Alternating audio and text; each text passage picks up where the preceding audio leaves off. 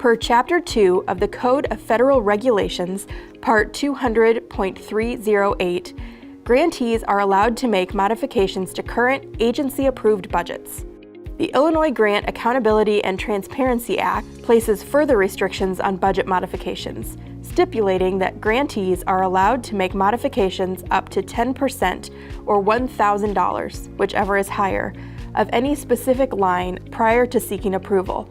Modifications that are greater than 10% or $1,000 of any specific line or require a major change in scope require the submission of a budget modification request. Let's break this down a bit further.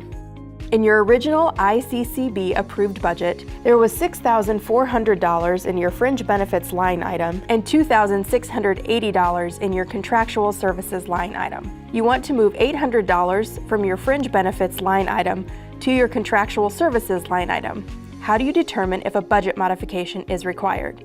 Start by calculating 10% of the original fringe benefits and contractual services line item amounts, $640 and $268 respectively. Next, think back to the aforementioned budget modification rule.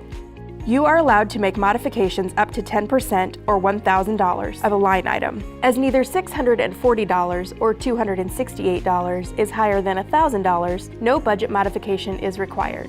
Essentially, barring a change in scope, you will never submit a budget modification for any amount that is less than $1,000. What would be an example of when you do need to submit a budget modification? In your original ICCB approved budget, there was $22,640 in your equipment line item and $400 in your other line item. You want to move $2,200 from your equipment line item, thus decreasing the total line item amount to $20,440 to your other line item, thus increasing the total line item amount to $2,600. Next step, determining if a modification is required. As $2,200 is obviously higher than the $1,000 threshold, you should start by calculating 10% of the original equipment and other line item amounts, $2,264 and $40 respectively.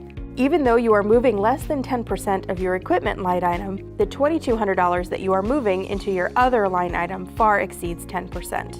Thus, a budget modification is required.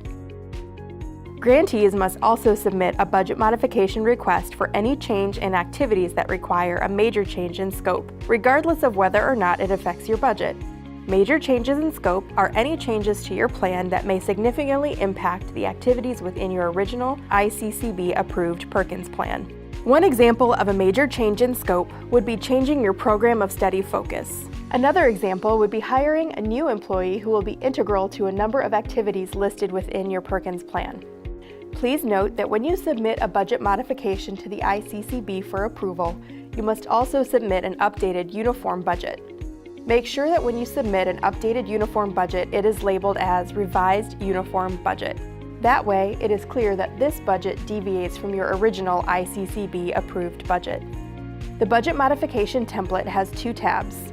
The first tab is where you will input all pertinent line item and programmatic information about your requested revision.